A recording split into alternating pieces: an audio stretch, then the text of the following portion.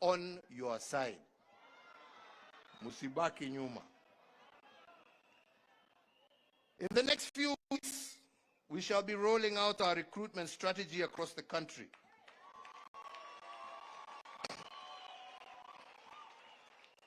Across generations and gender. This in conjunction with other activities aimed at rejuvenating and reinvigorating our party at grassroots level. Our doors are open for all well-meaning Kenyans, and it is my intention to oversee a smooth and transparent process where it shall be the will of the party membership that shall prevail. Nyinyi wenyewe. So, ladies and gentlemen, as I conclude, I wish, for the sake of clarity, to remind Kenyans that the Jubilee Party, as you well know, and for reasons that have just been given, has been largely silent for the last 3 years for those reasons. When we last convened a national delegates conference prior to the 2002 general elections, the party resolved to become a member of the Azimio la Umoja coalition because I, as party leader then and now, was convinced that the coalition and its members shared a common vision for our country. In the years since then, however, the Azimio coalition membership has undergone changes. I don't need to elaborate, nyinyi nyote munaelewa. However, notwithstanding these changes, and as we speak today, the party, as per the decision of our organs, remains a member of what is left of this coalition, and any decision on whether to reinvest in it or leave it will be a decision for the party's new leadership to take when the time comes. Lakini sasa tuko pahali tulikuwa. Mimi sio mtu wa kupiga reverse na kona kila siku. But make no mistake when I say that. Like any other political party, we shall be preparing for the next general election, and doing so in earnest. And it remains our firm intention to field the best possible candidates for all elective positions. We shall either do this on our own, or we shall do this in concert with like-minded political movements. It is therefore my hope that a newly energized Jubilee Party will achieve two immediate outcomes. Firstly, to provide a suitable platform for visionary aspiring leaders to offer themselves up in the service of their nation. And secondly, for the citizens of Kenya to be present with a vibrant set of options from which to elect leaders of their choice in accordance with the democratic ideals of our constitutional order and what our national constitution states. Kwa hivyo wenzangu, niliwaambia mimi siku hizi siongeangi mengi. Najaribu saa kukaa on point. Sio hapana, unajua sasa wataenda watanichukua wapindue ingine. Lakini ya muhimu, chama chetu cha Jubilee kutoka mwanzo lengo letu lilikuwa tujenge chama cha kitaifa. Chama ambacho kitaunganisha Wakenya wote.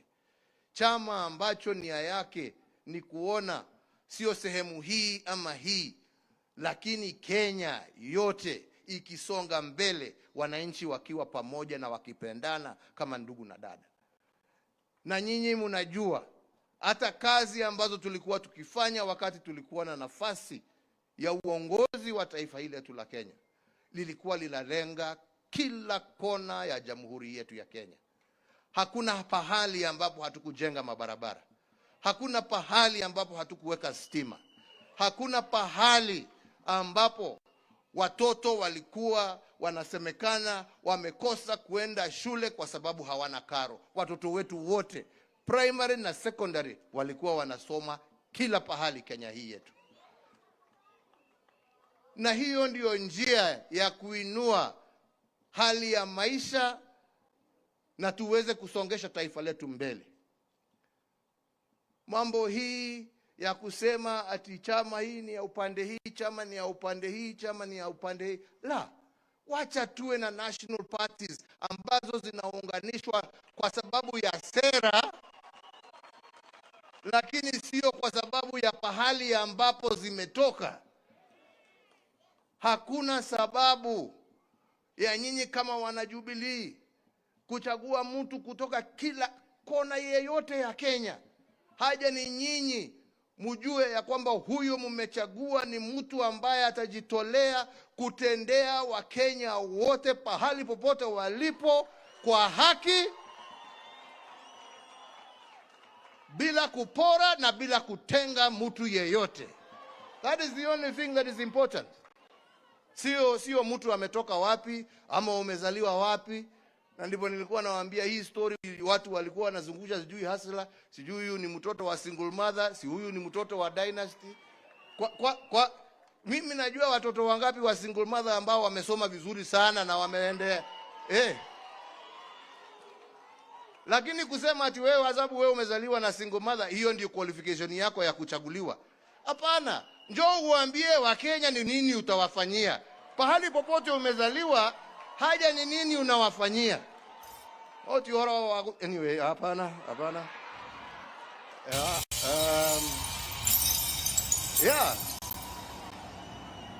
Kila mtoto, uwe umezaliwa kwa nyumba ya matope, uwe umezaliwa kwa nyumba ya dhahabu, kila mtu ako na nafasi ya kuongoza taifa hili letu la Kenya. Haja ni apatiwe nafasi. Na tunataka sisi iwe chama chetu cha Jubilee ndicho chitapatia Wakenya wote bila kubagua nafasi ya uongozi katika taifa letu la Kenya. Na hiyo ndio lengo letu. Na hiyo ndio nimesema, na nitahakikisha mimi nimesimamia hiyo process mpaka mwisho. Na ndio zile shida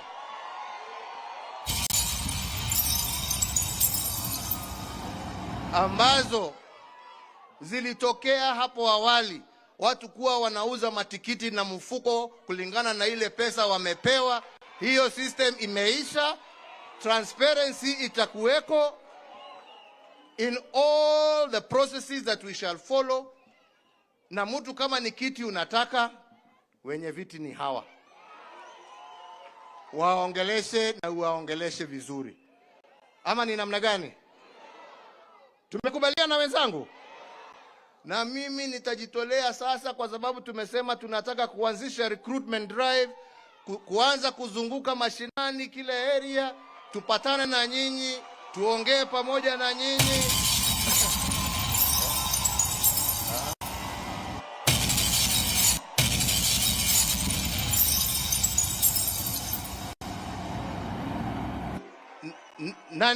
Na ndio pamoja tujue mwelekeo wa kesho. Tumekubaliana wenzangu? Sisi tuwe watu wa amani. Sisi tusiwe watu wa kuchafua na maneno ambaye hayastahili. Sisi tusiwe watu ya matusi.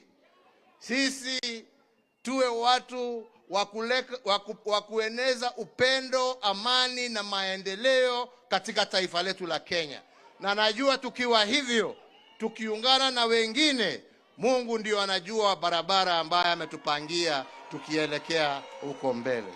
Kwa hayo machache na mengi, mimi nasema Mungu awabariki, Mungu awalinde, Mungu alinde chama chetu, Mungu alinde wananchi na nchi yetu ya Kenya. Asanteni sana. Thank you very much.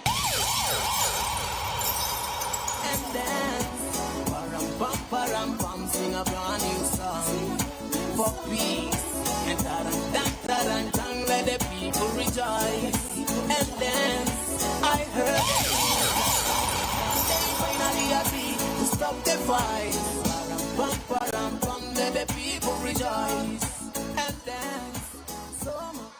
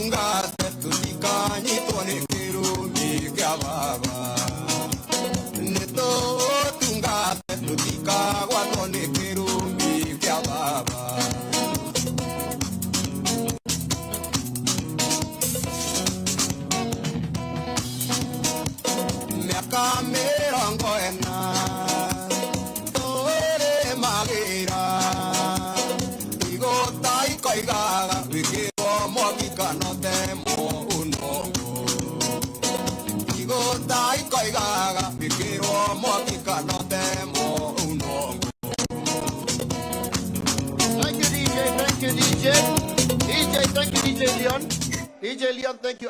Watu tusitoke kwanza. Tusitoke kwanza. Alikuwa anaongea na gani? Watu tusitoke kwanza. Hatujamaliza hafla ya siku ya leo. Just be patient. Tusitoke kwanza.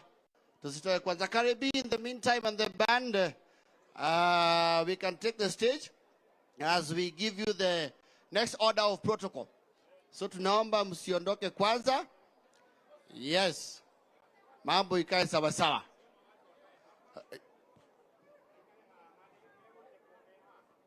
Watu mkae hapa.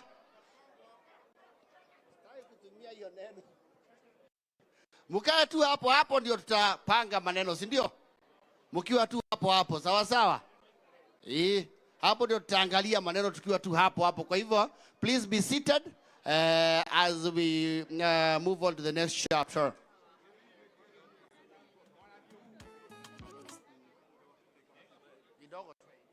Aya, tukae tu hapo. Mheshimiwa Deputy Party Leader ambaye ni Deputy Speaker wa County Assembly ya Nairobi pia. Mheshimiwa Kados, karibu sana. Pigieni makofi mazuri as he comes over. Asante sana. Delegates, mnaelezwa mketi chini, mambo yenyu yataangaliwa hapa hapa. Tafadhali delegates, let's not go out tafadhali.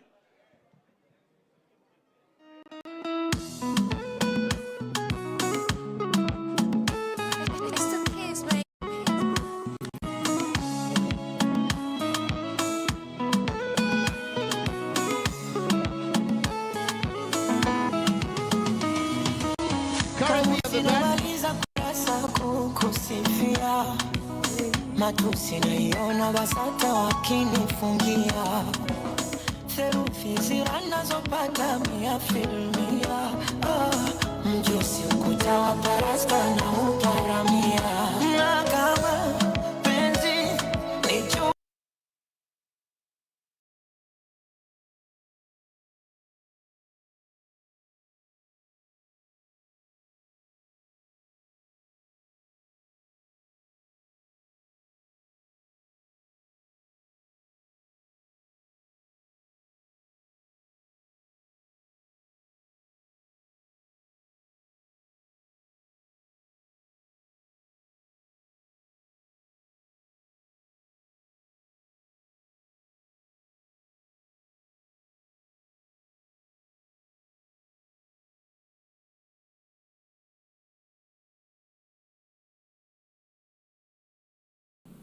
The Assembly will hear an address by His Excellency William Samoei Ruto, President of the Republic of Kenya and Commander-in-Chief of the Defense Forces. I request protocol to escort His Excellency and invite him to address the Assembly.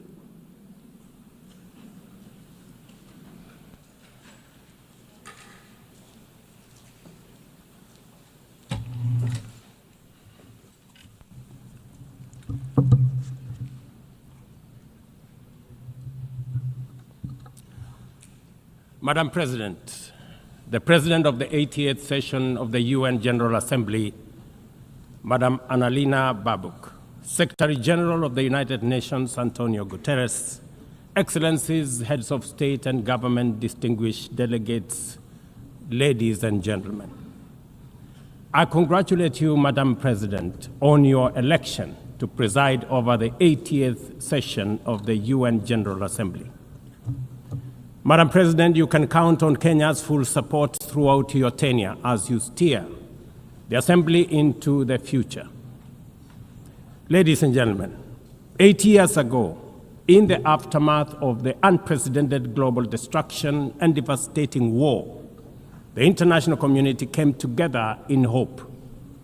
They created this organization, the United Nations, as a shield against the horrors of war, as a platform for dialogue, and as a bridge to a better, fairer, more secure global community. What is often forgotten or not mentioned today is that the United Nations grew out of the failure of the League of Nations that existed between 1919 and 1945. The League of Nations did not collapse for lack of good intentions or noble objectives. Formed at the end of the First World War and as part of the Treaty of Versailles, it was humanity's first attempt to build a permanent international organization to stop aggression and war and bring nations together. Its ambitions were to achieve collective global security, disarmament, peaceful dispute resolution, and cooperation on humanitarian and social issues. Despite these ideals, the League of Nations failed.